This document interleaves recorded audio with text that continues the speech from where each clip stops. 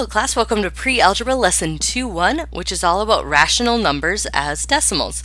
By the end of this lesson, you should be able to write repeating decimals as fractions. So let's jump right in. We're going to start with a pretty basic repeating decimal, and then we're going to, there are three examples. We are going to work our way through three different types of repeating decimals. Okay, so our first one. The Sluggers baseball team ended the season with the highest win percentage in their division. What is the Sluggers winning percentage written as a fraction? So you can see the Sluggers are listed over here, and they have a winning percentage of 0.556. Now, when we're talking about statistics, so any stats, especially with sports, they are often rounded. So, for example, the Sluggers win percentage is actually the decimal 0.5 repeating, but since we usually write winning percentages to 3, we round to 3 decimal places, it gets rounded up. Excuse me. So let's talk about how do we convert that to a fraction. So this is going to be a multi-step process. So make sure you are writing down each step, because we are going to do this same process for pretty much every single problem with just very slight variations. All right, so your first step is going to be, we're going to say x equals, okay, so we're going to put a variable in here, and we are going to assign the variable the value of what you're working with. So in this case, 0.5 repeating. Now, in order to turn this into a fraction, a lot of students believe that if they just write a few 5s, they can put it over like 1,000, or they think that, excuse me, they could just put a 5 over 10. But if you type that into a calculator, you are just going to get 0.5 with this. 5 over 10 is just 0.5. And that is not correct, because their stats are not 0.500, their stats are 0.5555. Okay? So, that's why you cannot just do that. Let's talk about our second step. So first step, pretty straightforward, x equals whatever number you're dealing with. Then, what we want to do is we want to get a version of the number where we have an actual number in front of the decimal place. And by an actual number, yes, 0 is an actual number, but I'm going to say a non-zero digit. Okay, so what I'm going to do is on each side, I am actually going to say 10 times both sides. I'm going to multiply both sides by 10. You might be wondering, why am I multiplying both sides by 10? Great thing to wonder. The reason I'm going to multiply both sides by 10 is because when we multiply by 10, that moves our decimal point. So that's the whole purpose of multiplying by 10. Okay, so I'm going to take that 0.5 repeating, and I'm going to multiply it by 10. So on the left-hand side, I'm left with 10 times x, or a faster way to write that is just 10x equals, and then 0.5 repeating, like I said, 10 multiplying by 10 just moves the decimal place 1 to the right, so it's going to go like that, meaning I'm going to have 5.5 repeating now. Okay, so I have 10x equals 5.5 repeating, and you might be thinking, well, this looks even more complicated than what we started with. What are you doing to me? Great question. I promise I'm not just messing with you. This process works, okay? So trust me, hang in there. The next thing that we are going to do is we are going to subtract in order to get that repeating decimal to go away. And what I mean by that is if I were to take that 5.555, okay, so if I were to just keep writing this, I'm gonna stop at that many 5s, okay? But if I wanted all of those to go away, I would have to subtract them, right? So what I'm gonna do is I'm going to subtract them away. because then I am left with a really nice number, right? Because all of these 5s after the decimal point would turn into a 0.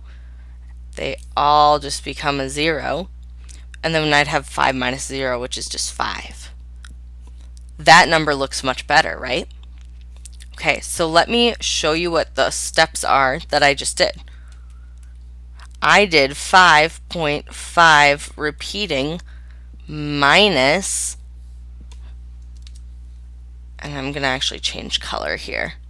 I did 5.5 repeating, and what I really did was I subtracted that 0.5 repeating. That's my x value. So I subtracted my x value. And if I do that to one side of the equation, I have to do it to the other side of the equation. Okay, that's, you can kind of think of an equation as balance, right? Equals. So on the left-hand side, instead of writing 10x minus 0.5 repeating, I know 0.5 repeating is equal to x. So I'm going to say 10x minus x.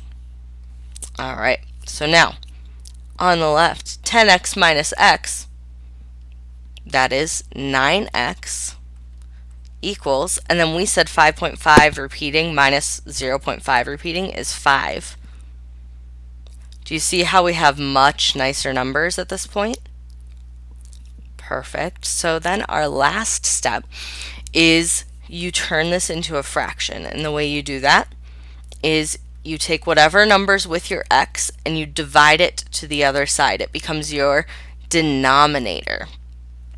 Okay, so x equals 5 over 9. So that means if you were to type 5 divided by 9 into a calculator, that's when you would get your calculator to do something like this, where it's going to keep writing 5s all the way until it runs out of space, and then the last digit on your calculator is going to round up, just like this did. Okay? So 0.5 repeating as a fraction is 5 over 9. All right, let's have you try another. Hopefully you wrote these problems down, these steps down. Follow these steps exactly, and you should be able to solve the next problem. So we have, in another baseball division, one team had a winning percentage of 0.4 repeating. What fraction of their games did this team win? Good luck. All right, for this problem, hopefully your work looks something like this, and you ended up with a final answer of 4 over 9, or 4/9.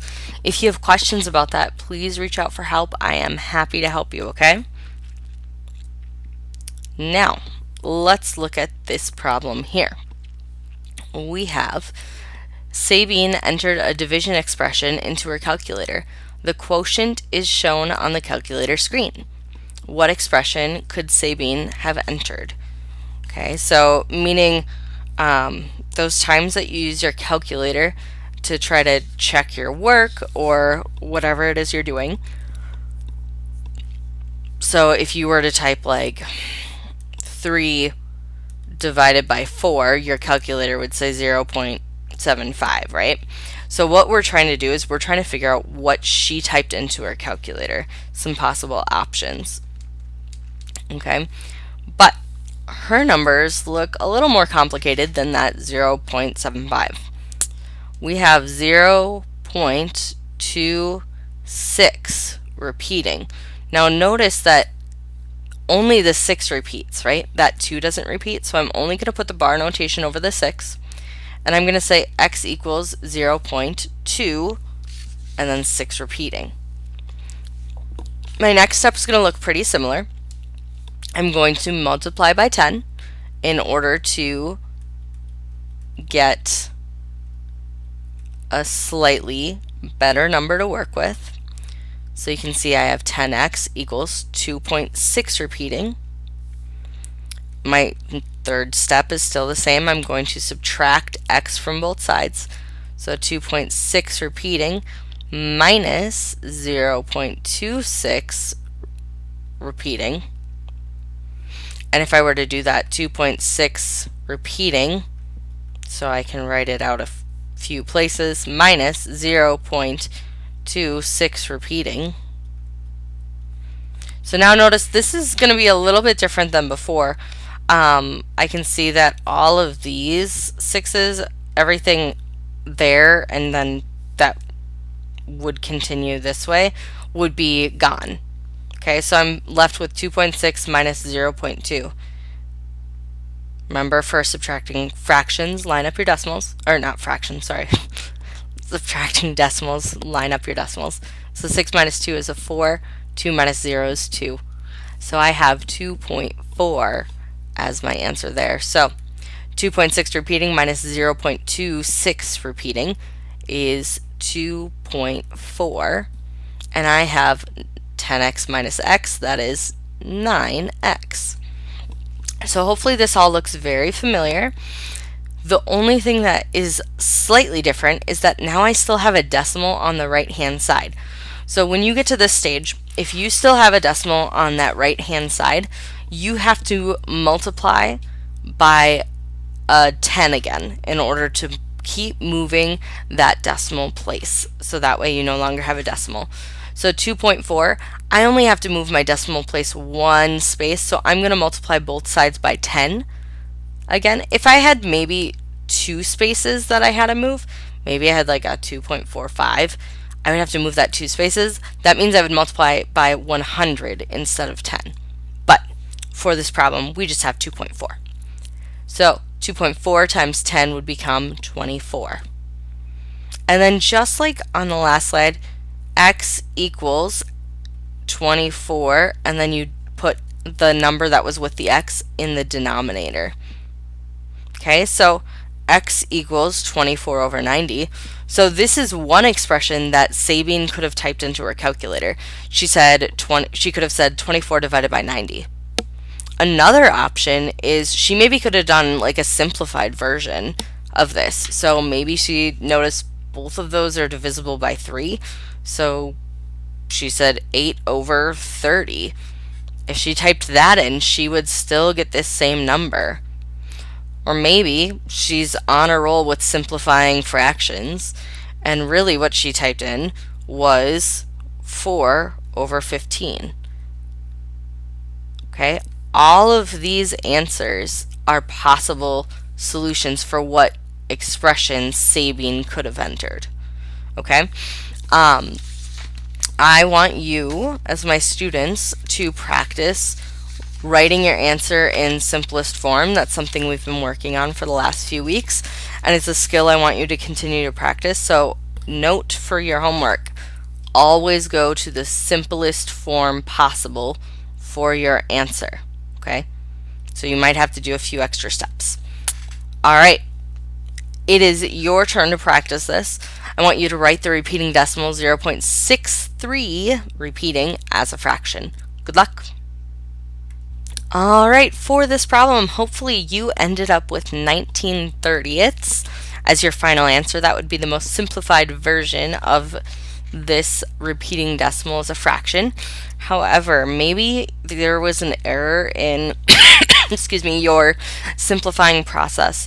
So if your answer doesn't match mine, I want you to go back and look. Did you have a 57 divided by 90 at some point?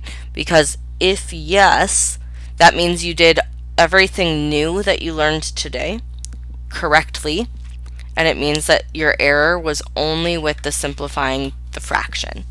Okay, because once you did all of those steps, you should have ended up with 57 over 90. Then I just noticed that they're both divisible by 3, and 57 divided by 3 is 19. 90 divided by 3 is 30. So that's how I got 19/30ths.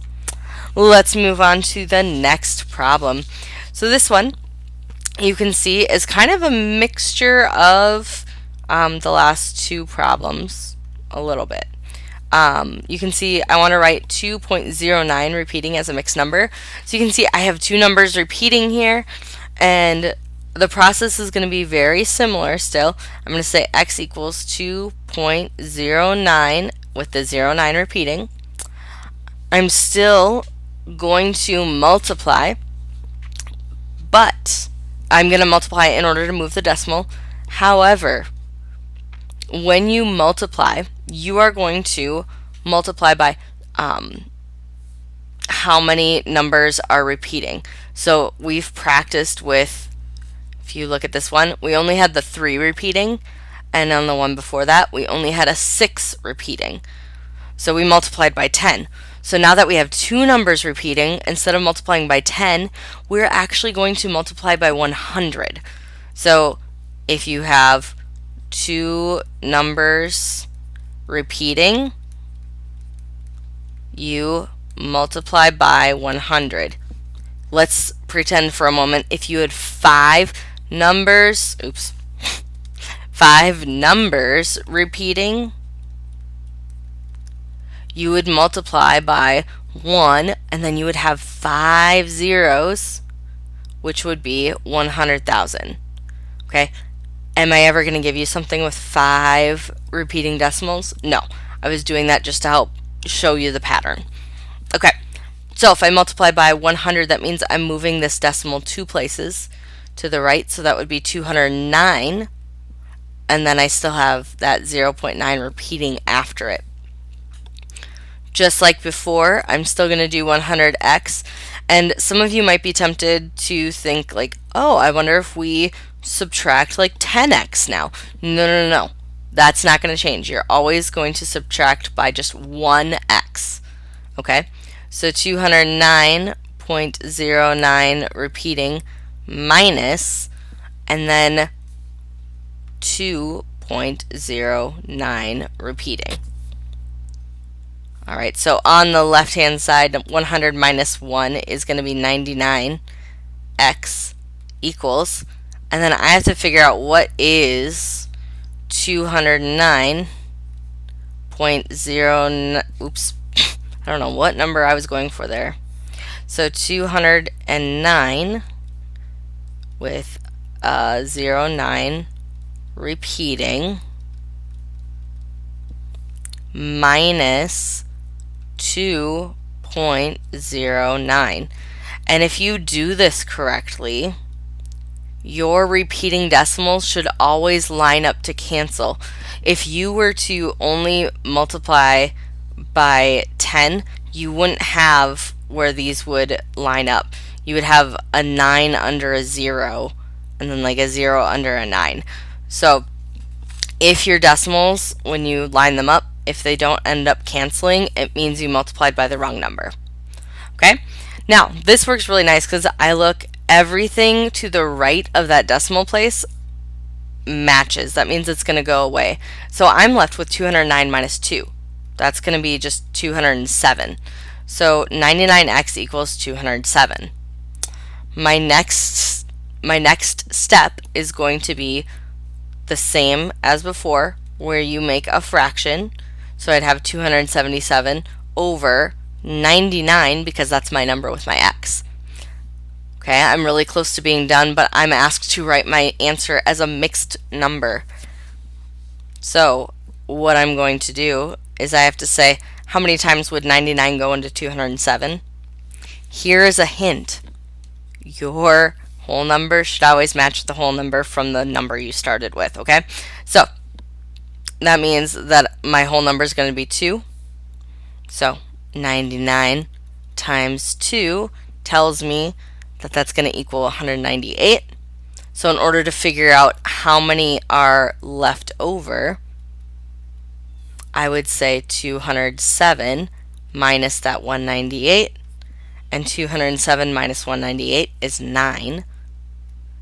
So you can see my mixed number is going to be 2 and 9 over 99. But if we're simplifying, it would be 2, and these are all 9s, right? So this actually reduces to 2 and 1/11, right? Because 9 can go into itself. So my final answer is going to be 2 and 1/11. Let's excuse me, move on to, this should actually say question 3, because this is the one I want you to do on your own. So this is question 3. I want you to write the repeating decimal 4.136363 6.3, and I'm actually going to change that a little bit. I want you, actually no. You can write it as a fraction. It's going to be an improper fraction. So if we look at the last problem, that means that you would have stopped like once you simplified this number. So you're not going to make it a mixed number. You're just going to leave it a fraction, but simplify. All right, go ahead and try that one on your own. Good luck. All right, for this problem, hopefully your work looks something like mine, and when you finished the process, you ended up with 4,095 over 990, and then I gave you kind of big numbers, so hopefully the simplifying went okay. I just showed you my thought process. Maybe you did it a little bit differently, but ultimately you should have ended up at 91/20 seconds. You can see with the very first fraction, I saw that they both ended in a 0 or 5. So instantly I knew it was divisible by 5. And so once they divided by 5, I saw 819 over 198. And I knew that was divisible by 3. And I was left with 273 divided by 66. Again, I knew both those numbers were divisible by 3. And that's how I ended up down at the 91/20 seconds. If you have questions about that or anything else in this video, please be sure to reach out for some help. I am happy to help you. And the last page that I'm going to show you is simply the key concept. So you can see it walks you through kind of those steps that I shared with you. If this is helpful for you, great. If this is not helpful for you, that's just fine. Don't worry about it, okay? If what I said made more sense than this, that's perfectly fine. Use what I said. If this makes more sense than what I said, use this, okay? I'm not offended either way. Just be sure to ask questions if you have them. All right, and that is it. I hope you have a great day.